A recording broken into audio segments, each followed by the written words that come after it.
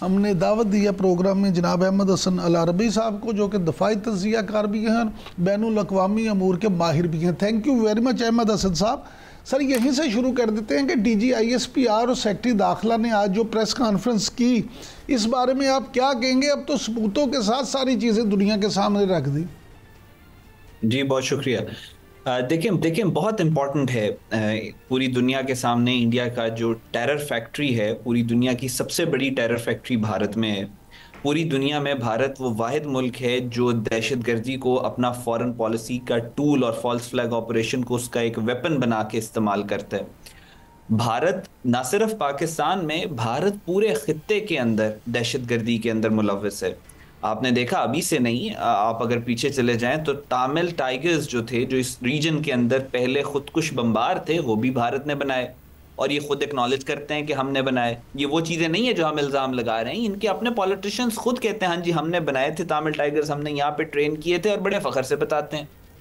फिर उसके बाद मुक्ति बाहिनी, जिसने लाखों लोगों को ज़िबा किया और कत्लेआम किया जो बांग्लादेश बना उस सारे चक्कर में, और फिर जिस तरीके से उन्होंने रेप की, यानी वो सारे के सारे जो मुक्ति बानी थे, वो तो नरेंद्र मोदी ने अपने मुंह से कहा कि मुक्ति युद्धों के साथ तो हम खुद लड़ रहे थे और हम उन्हें ट्रेन कर रहे थे।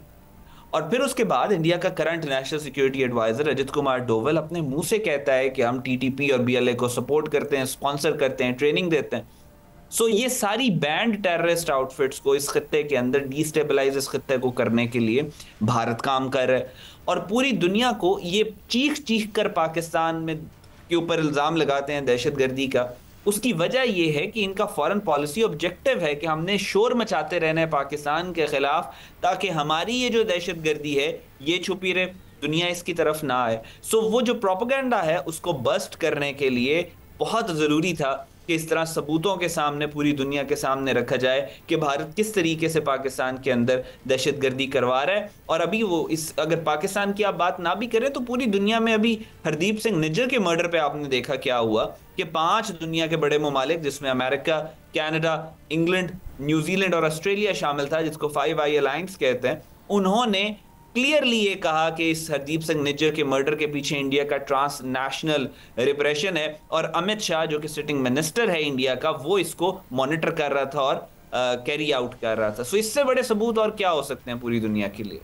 अच्छा अहमद साहब, ये फरमाइएगा कि हज़ार में बस पर जो हमला करना है, आप नहीं समझते कि रवायती जंग में हारने के बाद इंडिया जो है फिर भी उसको अकल नहीं आई और उसने अपने जो दहशतगर्दी वाले हथकंडे हैं उनको मज़ीद तेज़ कर दिया?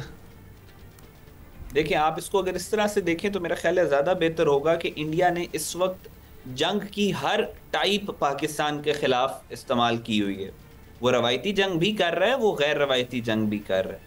रवायती जंग में उसके दांत टूटे बहुत बुरी तरह, अब वो दूसरे फेज की तैयारी में लगा हुआ है। नरेंद्र मोदी ने कहा ऑपरेशन सिंदूर खत्म नहीं हुआ, ये जो गुजदार में हुआ है ये ऑपरेशन सिंदूर का ही हिस्सा है। जो मासूम बच्चों को वहां पे ज़िबा किया गया है वो ऑपरेशन सिंदूर का ही हिस्सा है। राजनाथ सिंह ने कहा था कि मूवी अभी जो ट्रेलर है और मूवी अभी बाकी है।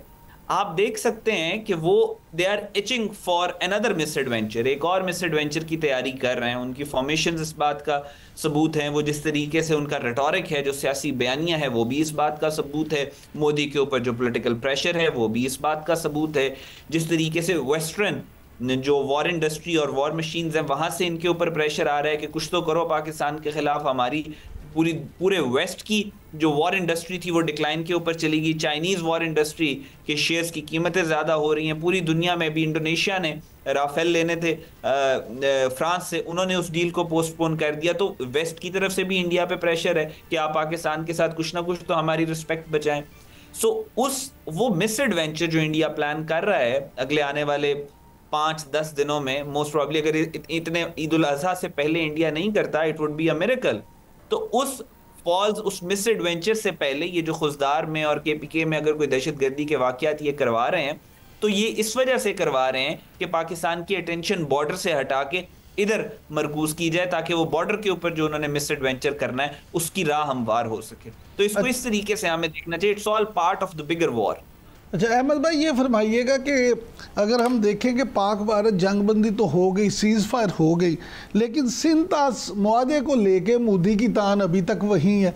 वो उस पानी के हवाले से वो वही दावे कर रहे हैं। इस सारे मामले को आप किस तरह से देखते हैं? जी देखिए, उसका आपको पता होना चाहिए, हमें इस बारे में क्लैरिटी होनी चाहिए कि उसने जो आप पाकिस्तान के पिछले आप आर्मी ऑफिसर्स की जिन्होंने 65 की वॉर लड़ी, 71 की लड़ी, जिन्होंने दीगर जो स्कर्मिशेस होती रही हैं हमारी तारीख में, आप उनकी स्टेटमेंट्स पढ़ें। सिर्फ इंडिया की सीज फायर आप गूगल पे लिखें और आप उनकी स्टेटमेंट्स पढ़ें, इंडिया की सीज फायर को लेकर वो क्या कहते रहे। आप ये जनरल ज़िया की स्टेटमेंट थी और बड़ी पोटेंट है आजकल के मामले पे। उन्होंने कहा कि इंडिया पाकिस्तान के खिलाफ जो सीज फायर होता है वो ब्रीदर्स होते हैं, वो परमानेंट नहीं होते, और इंडिया हमेशा रीग्रुप, रीऑर्गेनाइज और रीस्ट्रेटेजाइज करने के लिए इन सीज फायर्स को इस्तेमाल करता है। एक और पाकिस्तान के एक्स आर्मी के सीनियर जनरल हैं जो इंडिया के खिलाफ एक ऑपरेशन मॉनिटर, जंग मॉनिटर कर रहे थे सारी, उसमें उन्होंने बाकायदा तौर पर यह कहा कि इंडिया के जो ऑपरेशंस हैं पाकिस्तान के खिलाफ, जो सीज फायर्स हैं, वो उन ऑपरेशंस में इस्तेमाल करता है सीज फायर को पाकिस्तान के खिलाफ एक और महाज खोलने के लिए। कि आप सिंध मुआहदे को अगर आप देखें तो ये जो सीज फायर हुआ है, अगर इंडिया वाकई में सीज फायर के लिए सीरियस होता और ये रीग्रुप और रीऑर्गेनाइज और री अटैक करने के लिए इस्तेमाल ना करता इस सीज फायर को, तो वो सिंतास मुआहदे के ऊपर सीरियसली बात करता। क्योंकि पाकिस्तान का नैरेटिव बहुत क्लियर है कि अगर आप पानी को बंद करोगे, उल्टे सारा कुछ जो शुरू ऑपरेशन बयान मरसूस, मार्का हक, ये सब कुछ शुरू ही इसी वजह से हुआ था ना कि हमारा पानी बंद हुआ। और आज भी हम इस बात के ऊपर खड़े हैं कि अगर आप हमारा पानी बंद करोगे तो हम आपका सांस बंद करेंगे। तो इंडिया ने मिन्नतें तो की अमेरिका की और टर्की की और यूएई की कि आप सीज फायर करवाएं, लेकिन उसके बाद वाजे हो गया आपको कि उसकी नीयत ही नहीं थी सीज फायर करने की, क्योंकि वो जो वजह है वो रूट कॉज के ऊपर बात ही नहीं करना चाह रहा। सो दिस शोज कि इंडिया की नीयत क्या थी सीज फायर की। जब तक पानी के इशू के ऊपर बात क्लियर नहीं होगी, तब तक कोई सीज फायर ज्यादा देर स्टैंड नहीं कर सकता पाकिस्तान के साथ, इंडिया के साथ, अच्छा दोनों मुल्कों के साथ। अहमद हसन साहब, ये फरमाइएगा कि दफ्तर खारजा ने तो नरेंद्र मोदी के खिताब पर रद्द-ए-अमल देते हुए ये कह दिया कि मोदी के बयानात ना सिर्फ इलाकाई कशीदगी को हवा देने के मुतरादिफ हैं, बल्कि बैनुल अक़वामी कवानीन की खिलाफ वर्जी भी है। चले ये मान लिया ऐसा ही है, तो बैनुल अक़वामी खिलाफ वर्जियाँ अगर ये हैं तो फिर ये फरमाइएगा कि फिर आलमी ताकतें और वो ममालिक ख़ास तौर पे अमेरिका जो सीज़ फायर के लिए तो आगे आ गया था, इसमें वो इंडिया को क्यों मजबूर नहीं करते? देखें इसमें गाजा के अंदर एक जेनोसाइड हो रहा है।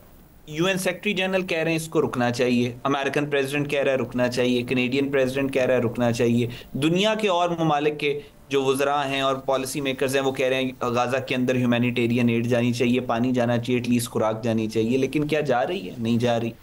क्या जंग रुक रही है गाज़ा में? नहीं रुक रही, 2 साल से कंटिन्यूड है। बात यह है कि आपको किसी को, वो कहते हैं there is no peace without war. जंग के बगैर अमन नहीं हो सकता। अमन लाने के लिए आपको तलवार उठानी पड़ती है, आपको फोर्स करना पड़ता है किसी मुल्क को। आप इंडिया की ये सारी चीजें दुनिया के सामने हैं, कोई नई तो नहीं है। पूरी दुनिया के अंदर इंडिया दहशतगर्दी करवाता रहे, बात कोई नई तो नहीं है।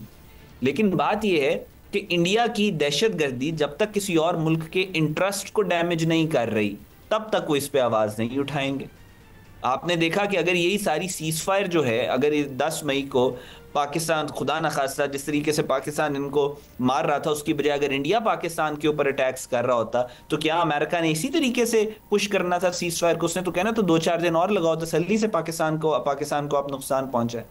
सो बात यह है कि आपको मजबूर करना पड़ता है ममालिक को कि वो आपको, जिस तरह आपने अमेरिका ने कोई इंसानियत के बलबूते के ऊपर और आपकी उसका कॉन्शेंस जाग गया, तो इस वजह से तो उसने ये जंग नहीं रुकवाई। आपने मजबूर किया अमेरिका को कि वो आपको सीरियस ले।